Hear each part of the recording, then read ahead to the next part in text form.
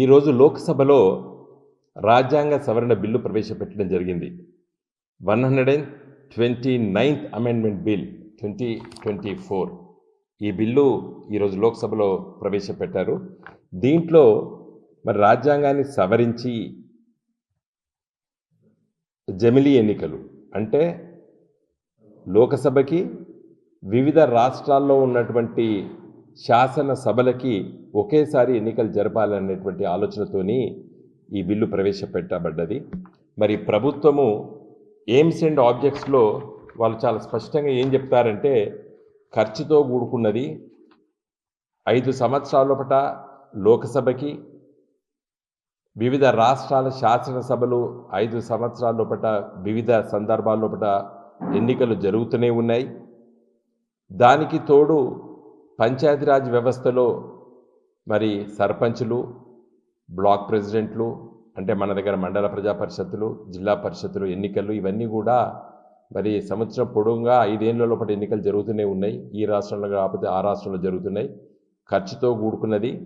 తర్వాత ప్రభుత్వాలు మరి ఒక ఆలోచనతోని పని చేయలేకుండా పోతున్నాయి. ఈ ఎన్నికల కోడ్ ఇవన్నీ ఉన్నాయి కాబట్టి ఒకేసారి ఎన్నికలు జరిగితే బాగుంటుందనే ఉద్దేశంతో ఈ బిల్లు ప్రవేశపెట్టామని చెప్పి ఎయిమ్స్ అండ్ ఆబ్జెక్ట్స్లో ప్రభుత్వం చెప్పడం జరిగింది.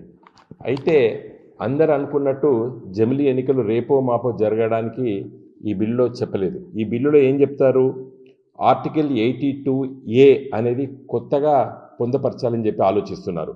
దీంట్లో the president May by A public notification issued on the date of the first sitting of the house of the people after a general election bring into force the provision of this article and that notification date of notification shall be called the appointed date.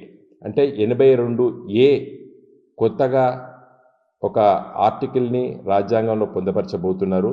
ఈ సవరణ ద్వారా pass అయితే, ఈ bill pass అయితే అది ఏం చెప్తున్నారు, the first day sitting of the house of people అంటున్నారు. ఫస్ట్ డే అంటే 2029లో కొత్త లోకసభ ఏర్పడ్డ రోజు మొదటి రోజు నాడు నుండి ఈ చట్ట సవరణ, ఈ రాజ్యాంగ సవరణ అమల్లోకి వస్తుందని చెప్తున్నారు.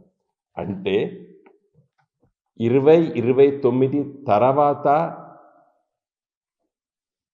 వచ్చే 5 సంవత్సరాల లోపల జరిగేటువంటి శాసనసభల కాల పరిమితి 2034లో జరిగేటువంటి ఎన్నికలన్నీ కూడా మిగిలిన సమయానికే ఉంటాయి అని చెప్పి ఈ రాజ్యాంగ సవరణ. అంటే మహారాష్ట్ర ఎన్నికలు 2029 నవంబర్లో జరుగుతాయి. అంటే ఆ శాసనసభ కాల పరిమితి 4 సంవత్సరాలు 6 మాసాలు మాత్రమే ఉంటుంది. అట్లా ఒక్కొక్క రాష్ట్ర శాసనసభ 3 ఏళ్ళు, 2.5 సంవత్సరాలు, 2 సంవత్సరాలు ఉన్నటువంటి శాసనసభలు ఆ కాల పరిమితిలో ఉంటాయి 2029 నుండి 2034 వరకు. మరి తెలంగాణతో పాటు 2-3 రాష్ట్రాలు జరిగేటువంటి ఎన్నికలు కేవలం 6 మాసాల్లో ఉంటాయి. దాని గురించి దీంట్లో ఏం చెప్పలేదు. బహుశా రాష్ట్రపతి పరిపాలన పెట్టి 2034 లోపలనే పార్లమెంటుతో జరుపుతారు కావచ్చు. సో దీని ఉద్దేశము ఈ జమిలీ ఎన్నికలు 2034 నుండి అమల్లో రాబోతుందని చెప్పి మనం భావించాలి ఈ బిల్లును చదివితే. కాబట్టి మరి ఈరోజు లోక్సభలో చాలామంది ప్రతిపక్షాలు వ్యతిరేకించాయి. కొన్ని ప్రతిపక్ష పార్టీలు డిఎంకే లాంటి పార్టీ జాయింట్ పార్లమెంటరీ కమిటీకి రిఫర్ చేయమన్నారు. కాబట్టి ఇది జాయింట్ పార్లమెంటరీ కమిటీకి రిఫర్ అయినట్టు కూడా ఇప్పుడే తెలుస్తున్నది అమిత్ షా గారి ప్రకటన ద్వారా. కాబట్టి ఈ జాయింట్ పార్లమెంటరీ కమిటీలో ఇది సుదీర్ఘంగా చర్చించి తర్వాత వివిధ రాష్ట్రాల శాసనసభ స్పీకర్ల సమావేశాల్లో కూడా పెట్టి కూడా చర్చించాలని చెప్పి కూడా పత్రికలో చదువుతున్నాము. సో ఇది ఒక కొత్త ఆలోచన. దీన్ని రానున్న రోజులపట మరి ఏ విధంగా మేధావి వర్గము, ప్రజాప్రతినిధులు, పార్లమెంట్ సభ్యులు, అదేవిధంగా వివిధ రాష్ట్రాల్లో ఉన్నటువంటి శాసనసభ్యులు ఏ విధంగా స్పందిస్తారో వేచి చూద్దాం.